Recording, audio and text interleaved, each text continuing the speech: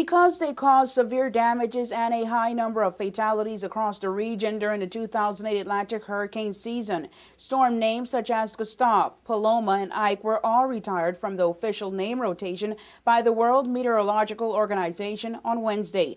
The names would have been put in rotation for reuse in 2014. However, due to the severity of the damages, those names have now been replaced by Gonzalo, Isaias, and Paulette. The WMO, a special agency within the United Nations with special responsibility of analyzing the Earth's atmosphere, climate, and tropical cyclones and how that affect the lives of people, came together this year, the committee, and they were able to review the hurricane season last year and the storms that made that list. And so they deemed it inappropriate to reuse once again, because what they actually do, they would rotate that list every 6 years. So the list that they had that contained Ike, Gustav, and Paloma, which those storms which were very costly and deadly last year, they decided because of the severity of the damage that those storms caused to retire those names. The Hurricane Committee draws up a list every 6 years of potential names for tropical cyclones in the Atlantic Basin and North Pacific. Gustav became a hurricane on August 26th of last year and killed 77 people in Haiti and 35 others in Mexico and the southern United States, leaving $4 billion in damages behind.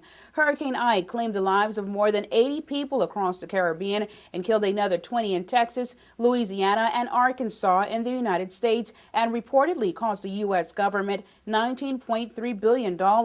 Although no fatalities were recorded, that storm also cost the Turks and Caicos Islands millions of dollars in damages. It devastated the island of Grand Turk and South Caicos and Medial Islands within the Caribbean and the southeastern part of the United States as well.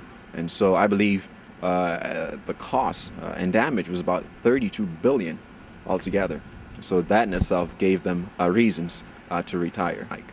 Weatherman for WYV4 News, Louis Caesar, could not tell us whether or not the impact of the 2009 hurricane season would be as severe for the Turks and Caicos Islands, but told News 4 that forecasters have predicted an above-average Atlantic hurricane season. Caesar noted that the severity of the previous storms has brought out a sense of better collaboration and better networking amongst meteorologists of the Caribbean. The Turks and Caicos Islands is less than 1 month away from the start of the 2009 Atlantic hurricane season, which begins on June 1st. Grand Turk, the most devastated island in the Turks and Caicos Islands, is still in recovery mode.